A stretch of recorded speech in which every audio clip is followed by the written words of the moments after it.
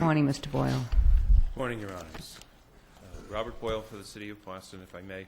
With me is John Foster from the law firm of Deutsch Williams, Brooks, Derenzis, and Holland.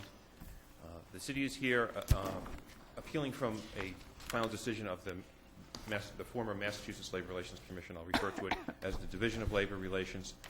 The appeal presents a federal question. There's a federal law, the Fair Labor Standards Act, that the Division of Labor Relations interpreted, we say misinterpreted, in issuing its final decision. Can I ask you a few fact questions here? Yes, sir. The contract that ultimately took effect as of July 1, 2002, the new police contract, when was that approved or decided on? Or? Counsel will correct me if I'm wrong. There was a June 1998 collective bargaining agreement. Right, which expired June 30th, 2002. So when did the next contract ultimately get? July of 2004, I believe, Your Honor. So 2 years later. It was decided by Right before the Democratic Convention. Right? Exactly. Like, want to take it judicial notice. The new contract, did it specifically deal with the federal act? It did not, Your Honor. It wasn't. The interest. Okay. I'm sorry. All right. I didn't mean to interrupt. No. The interest arbitration dealt with compensation. The interest arbitrator allowed the parties to present 2 language items apiece, and ultimately decided compensation and an issue about pay details. That was the sum total of the interest arbitration. So has the city? Does the city have in play? Has the city elected in whatever fashion they were required a 207K exemption? The city's case, Your Honor, is that we need to look at the federal question, and look at the federal authorities to interpret the federal statute. The federal statute. I understand that, but in 2002, the city claimed to have made an election. We're going to take advantage of the exemption. True. And here's what it is. All right. Has the city ever effectuated that? Yes, sir. When? We effectuated it in, I believe, the first pay period where FLSA payments were made, I believe was March of 2003, and there was a retroactive payment. So Okay. in other words, we announced July of 2002 to be the time when we were going to adopt the 207K work period. And then we continued to meet with the Department of Labor. So what you're saying is this matter has not been resolved on a going forward basis. You're still in limbo here. The matter has not been resolved on a going forward basis. In other words, the Labor Relations Commission said, deal with this at the table, negotiate this out. And what you're saying is it never got negotiated out. Well, so we're not just dealing with a historical glitz or problem here. To answer your question, I want to go a little bit beyond the record, Okay. and I want to make sure that counsel has the opportunity to correct me if I'm wrong. But it was reported to me. I wasn't at the bargaining table with the Boston Police Patrolmen's Association for the most recent contract, but it was reported to me that there was a conversation. We would like to implement the 207K work period. The question back from the union was, what are you going to give us for it? And the answer was nothing. And that never went to arbitration for... That did not, the contract was voluntarily settled. And I make that representation, that's what was reported to me. But I wasn't at the table. And it's not... Is that part of the record? It's not in the record. We haven't asked to supplement the record. I'm just asking... I'm trying to understand what the significance of this. So the city is at the moment still calculating the federal overtime requirement under 207K with 171 hours. Yes, sir. All right. We are continuing to employ the dual tracking system of calculating the contractual overtime and the FLSA overtime pursuant to the 28-day, 170-hour work period. And so this is pending appeal of this decision. Is that right? Pending appeal of this decision, correct, Your Honor. Mr. Boyle, prior to the city making this election, what, if anything, did the then existing agreement say about how overtime was to be calculated? The contract provisions regarding overtime predated the applicability of the Fair Labor Standards Act to municipalities. So It did? whatever... No, wait, it couldn't. The 1987 was the date that the Fair Labor Standards Act became applicable to cities and towns, and this contract, the overtime language was in the contract. It defines overtime as any hours outside of a regular tour I don't have the exact site of the Article overtime 9 provision. and Article 9, Sections Section 3 3. and 4. Right. But Section that's a contract that was entered to in 1998 or 1996. The successor contract was entered into in But June we're of s- 1998. So But what you're I'm saying is that this language has followed up, but there was a new contract in 1998 or whenever it was that Sure. incorporated this language. Sure. And when was the language first negotiated?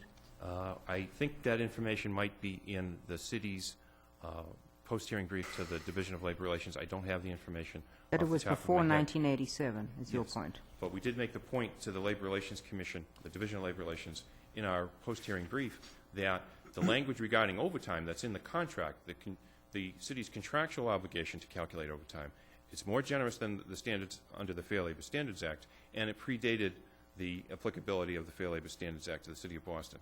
So there can't be an argument that somehow Fair Labor Standards have been incorporated into the contract. The union never proposed it. It never made it into the collective bargaining agreement. And the Fair Labor Standards Act is a federal law, and it gives the municipality two co-equal methods of complying with the federal statute. And that's what the City of Boston had to do in Well, it's not 2000. complying with, it's taking advantage of, isn't it? We had to come into compliance with the Fair Labor Standards Act Right. because we agreed that Quinn bill money would be paid annually. And the complicated part of that is the Quinn bill statute itself defines the Quinn bill benefits as a base salary increase. And that was the federal court litigation that culminated in the O'Hara versus Menino decision, where they said that you had to include the Quinn bill money in the base wage for calculating FLSA overtime.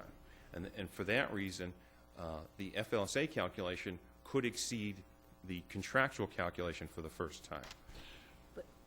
I'm looking at 207K, Yes. and you say, obviously, it entitles the city to adopt this 28 work period, 28-day work period, and you can do it without bargaining. But the language is in terms of no public agency shall be deemed to have violated. Sure. So it seems to me that there is some force to the argument that it is permissive, not mandatory, and therefore if it's permissive, maybe it needs to be bargained about, because it does affect wages and, wages. Let me take a moment to respond to that. The union argues that when you look at the federal authorities, the statute, the Department of Labor regulations, the federal court decisions, they concede the Fair Labor Standards Act doesn't require bargaining, but they say it doesn't prohibit it. Right. And that's an inaccurate way to read the statute. Now, What I I'm understand that starting there's to other say- parts that talk about Yeah, that. what but I'm sorry. I'm sorry. I mean, I do understand that there are other sections of 207 Yeah. and maybe other sections of FLSA that make specific reference to bargaining, like for compensatory time. Agreed. Right. But this is silent on the subject. Let me make this point. Section 213 contains complete exemptions. And when you look at the Department of Labor regulations, they talk about the complete exemptions that you find in Section 213 for administrative, executive, and professional employees. Completely exempt. 207A does not apply to them whatsoever. They refer to the 207K provision as a partial exemption. What does an exemption mean? An exemption means if you come within the exemption, 207A does not apply to you. And that is why the city asserts that the correct interpretation of the federal law is that you have two alternative, co-equal ways to comply with the statute. You can comply with the statute by adopting a 7-day, 40-hour work period under 207A, or you can adopt an alternative work period, 7 days, 43 hours, or 28 days, 171 hours, under 207K. They're co-equal. One isn't the default, and one isn't the secondary provision.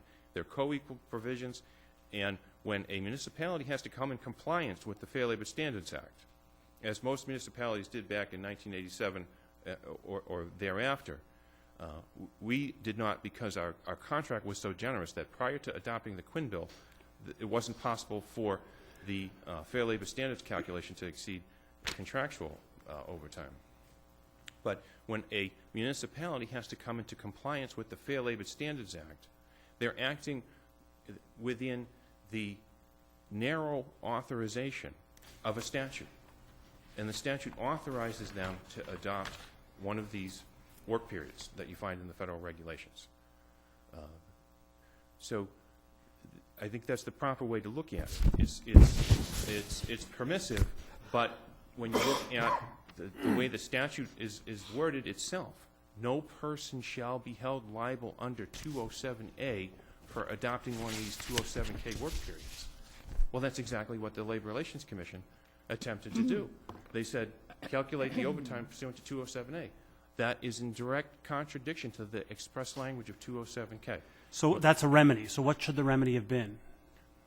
We say that when we're acting within the narrow authorization of this express federal statute, that's not a mandatory subject of bargaining under state law. No, I know you say that. Let's assume you're wrong.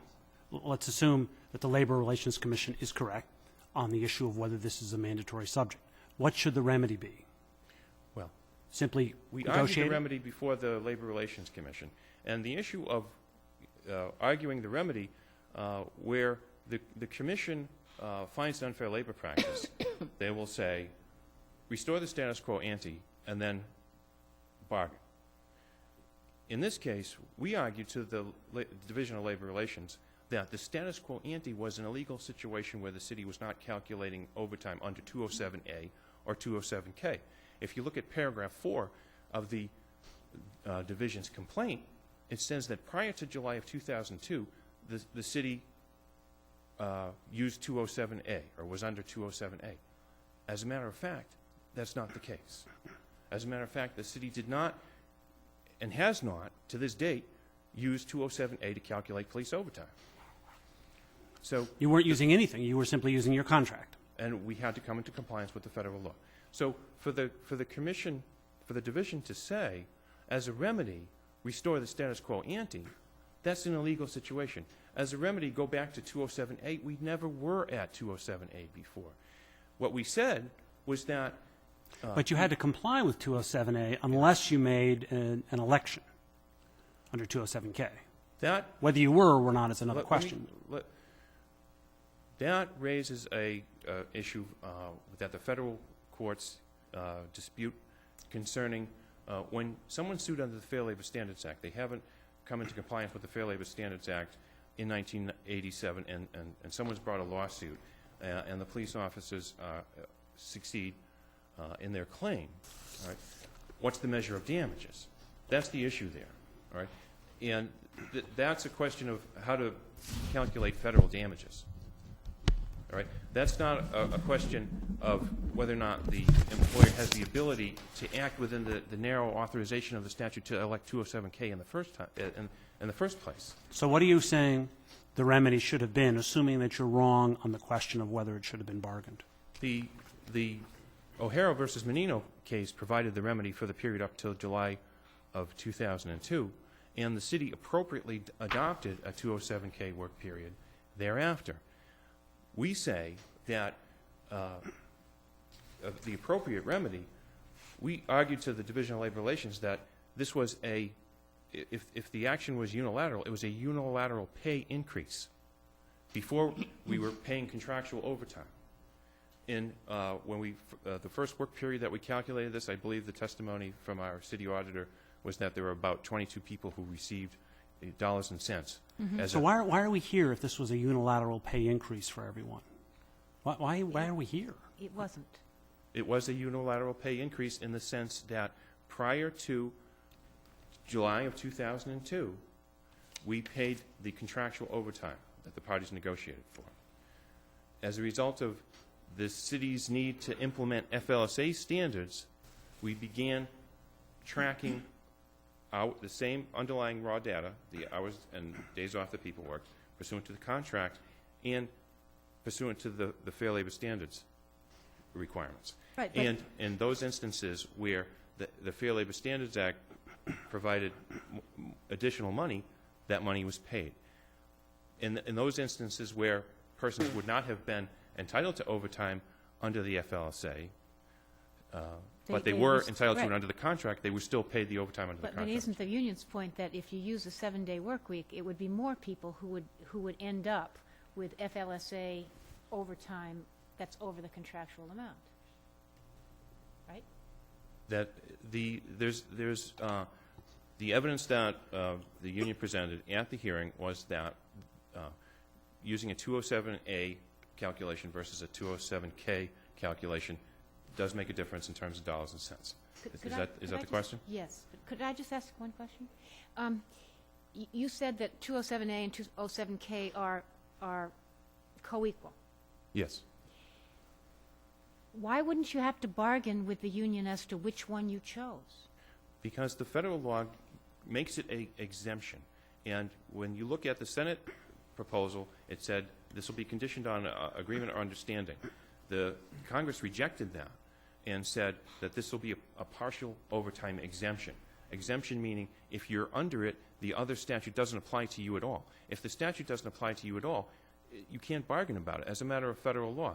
And this is a matter of conflict preemption. When the Division of Labor Relations says this is a mandatory subject of bargaining, what they're saying is take that 207K work period that under federal law you have a right to adopt and hand it to the union. And then ask for that back. Ask them to give it to you back. But and that creates a conflict. You've made your selection under 207K. I take it that that doesn't prohibit the city from negotiating an overtime scenario which would fall under 207A, essentially. I mean, you've made your election, so for federal tracking purposes, you are keeping track under 207K, but you could surely negotiate something far more generous than that, could you not, in the contract? Yes. What we're saying is it's not a mandatory subject of bargaining. I understand that, Could but we- it doesn't could- limit you on what you could bargain for or what could be bargained. But what I'm saying is when I hand that 207K work period to the union and then say, please give it back, we would like to use it, they will say, what are you going to give us for? No, let's say they say, that's fine. For federal labor standards purposes, use your 207K whatever so that you're in compliance with federal law, but we're going to bargain about how we get paid on our overtime and what, we're going to say we get paid for any hour over 40 in a 7-day time period. And you say, okay, that's okay. Just in terms of the dynamic, nothing prevents the union from making that proposal. Nothing prevents them from making any proposal regarding overtime at the main table for purposes of collective bargaining. Right. Yes, And nothing prevents you from agreeing to it. What this decision does is it forces us to be the parties making the proposal. It gives them the more beneficial work period to hold on to as a bargaining chip, and then we have to bargain for it back, as opposed to what you're suggesting where the union would say, City of Boston, we would like to have the 207A work period under the FLSA. Okay. That's the difference, and it makes. And I'm out of time, Mr. Bill. Boyle, I just have one background question. As a matter of curiosity, what is the source of congressional authority for this? Are there federal funds involved here? Is it the Commerce Clause? The Fair Labor Standards Act. Yeah. When you As it applies to police. the background of the Fair Labor Standards Act is they said that the payments to municipal employees had an impact on interstate commerce. Thank you, Okay. Mr. Boyle. Thank you, and I'll rest on the brief as to the matters I haven't. Thank you, Mr. Decker. Thank you. Good morning, Your Honors. If it please the Court, my name is Brian Decker, and I'm counsel to Intervenor Appellee Boston Police Patrolmen's Association. With me is Patrick Bryant, and I'm also arguing today on behalf of the Appellee Commonwealth Employment Relations Board, formerly the Labor Relations Commission. So here we are 6 years later, and the city has been unable to take advantage of an exemption which Congress specifically provided for municipalities. Is that right? They've refused. They're only unable to do so because they've refused to sit down and talk to us about Why it. should as they is sit required. down? Why should they sit down when they're exempt? They're not exempt, Your Honor. The Federal Fair Labor Standards Act allows for a city to adopt a partial exemption. However, it does not require them to adopt a partial exemption, and even within the partial exemption, it allows for 22 choices. Well, isn't that what should be bargained? The choices, not whether or not they can adopt the exemption? Well, in fact, the choice... I mean, isn't that the subject for bargaining? Which choice will they make for federal record-keeping standards? It's not just for federal record-keeping standards, first of all, Your Honor, as the LRC clearly found, or CERB, I apologize. It is, in fact, a substantive impact on the wages of employees. And under 150E, the law says that the employer must bargain with the union regarding wages. Does it in any way limit the bargaining on the subject of wages? Does 150E? The city's election, does it in any way limit, in any way, the subject of bargaining wages and overtime? Yes, it does, Your Honor, because what it does is it immediately changes the ball field. It changes the playing field. The Before they question decide, is, but the question is which way? In In- other words, it could be, it might not be in this case, but it could be that in certain circumstances the adoption of 207K increases overtime pay, right? Could be. I believe, actually, Your Honor, that would probably be a mathematical impossibility, but I would that's- assume it can. But Assume it may that's be. just because of the particular provisions in your contract, right? Well, Yes. the provisions in our contract that provide, yes. No, for but more what I'm that- saying is if you're sitting in Washington, D.C., and you're looking at thousands of unions, Yes. there's nothing to suggest that by the adoption of 207K, it automatically decreases the amount of overtime. It could decrease the amount. It could. It could increase the amount of overtime for a municipality that simply was not paying overtime prior to the application of the Fair Labor Standards Act to municipalities back in violation of the law? 1987. In violation of the law?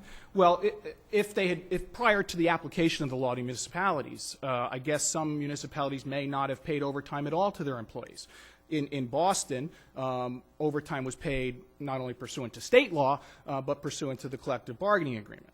1987 comes along, and the prolonged discussion in the Supreme Court, which leads to the application through the Commerce Clause in Garcia, finally they are then subject to overtime municipalities. So Congress says, well, we want to lessen the blow of this. We will let you, if you so choose, adopt a work period for your firefighters and your police officers that is more generous to you, the employers. And the city didn't do it. They didn't choose to take advantage of that. And They didn't do anything at all. they didn't do anything at all. They had a contract. They lived by the terms of the contract. It was more generous than anything that the federal labor standards would have required in any event, so they did nothing. They did nothing. You're So correct. they were in compliance with federal law. They did nothing. And then something happened. Then something happened, and that was the 2000 adoption of the Quinn Bill.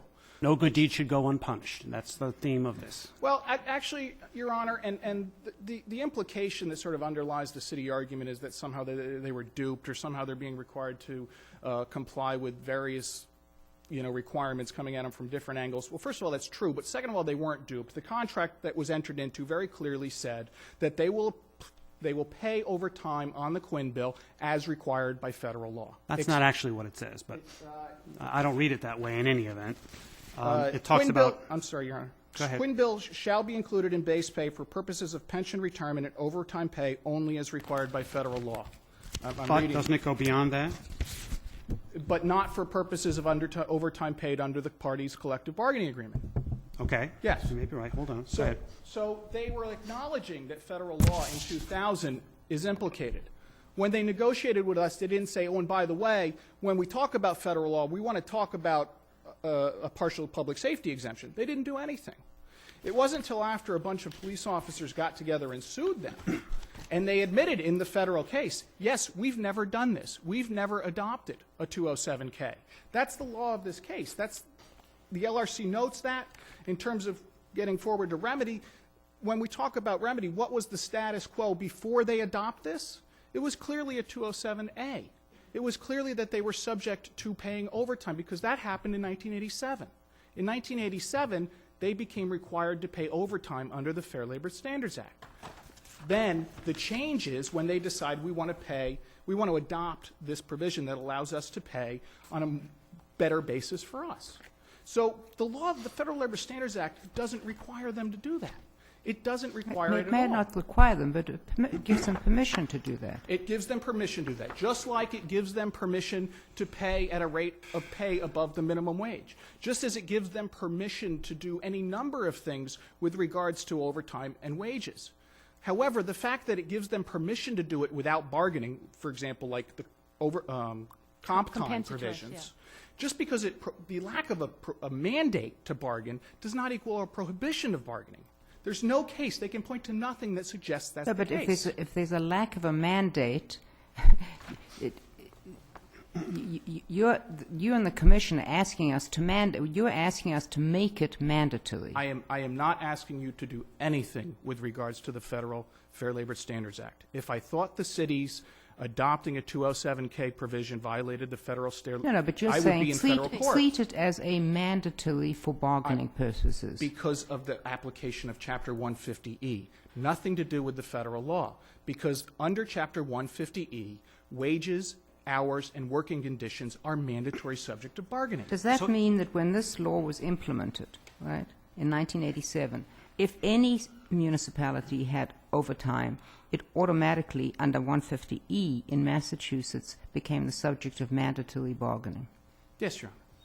Yes. So all how overtime, how a municipality would comply with its obligations to the extent it raised or lowered an employee's paycheck is a mandatory subject of bargaining under Chapter 150. And there's no other cases before this one, but before the Labor Relations Commission or whatever it's called now, that dealt with this issue at all? I mean, so no city or town? Nor any since. No, so no union raised it, nobody made the claim. Well, I mean, again, there's nothing in the record to support this, but I can tell you Do you accept that the Commission has apparently destroyed its records, so it would be impossible to ascertain that?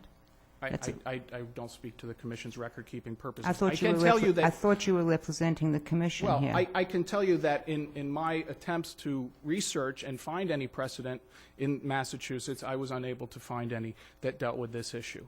You know, there have been other states that have applied their state collective bargaining to this question, and that's in our brief. The only state we could find that did it one way or the other was the Oklahoma Public Employee Relations Why Board. do you think those cases, that case and the Tenth Circuit case, are different from? I don't think they're different. I think that the federal case, the Bedford v. City of Delray case, makes our point, because in that case, the union alleged that when the city didn't bargain this, that it violated the FLSA. That's not what we say, and the court correctly said, no, it doesn't. The FLSA doesn't require bargaining. At the same time, the same parties went to the state agency, the equivalent of the CERB, and said, even though it doesn't violate the federal law for the city to have adopted this without bargaining, we think it's a mandatory subject under state bargaining law. And there, the PERB, the State Public Employee Relations Board, said, you're correct.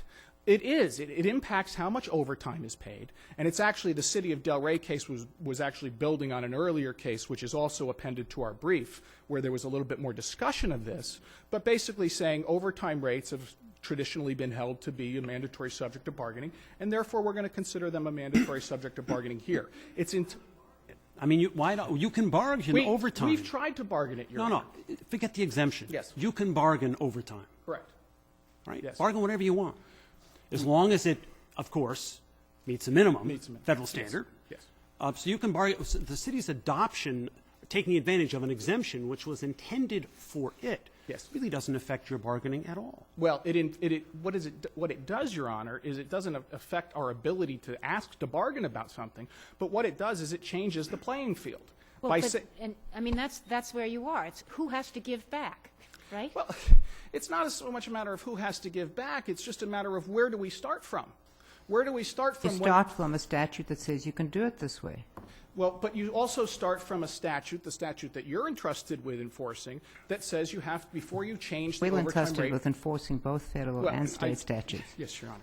But in terms of the state law requiring and existing coterminously, they both exist at the same time. Sure, federal law says go ahead and do this, and you don't have to do much to adopt it.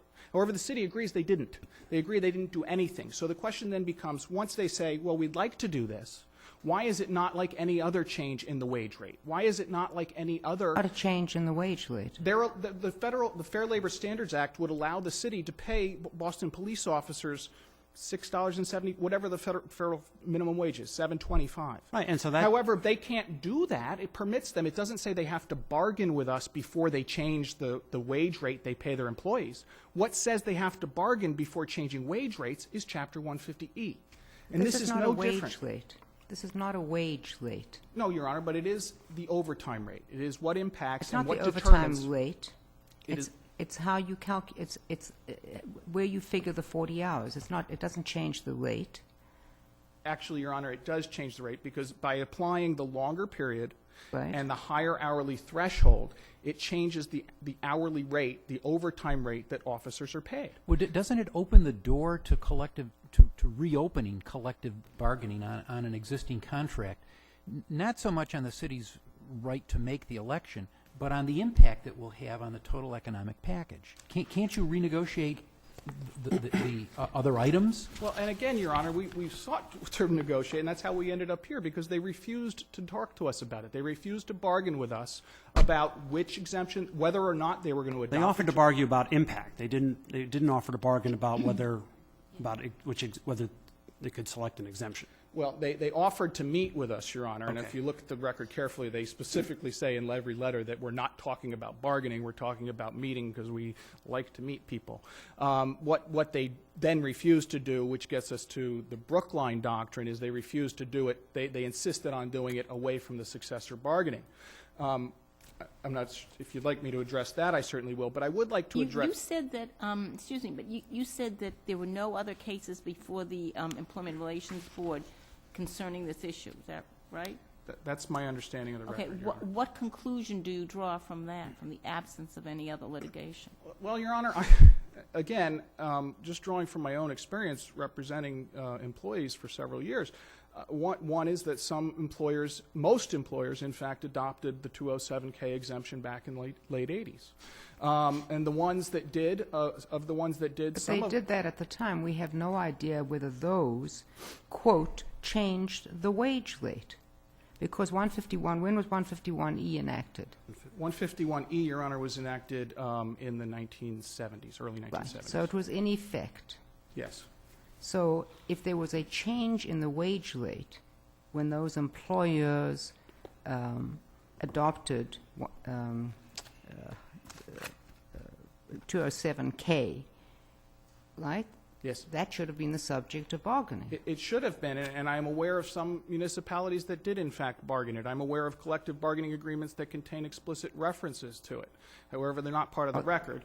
Well, then you can't make that representation. You could have introduced them in the record. Well, again, Your Honor, the decision of the Labor Relations Commission is quite clear.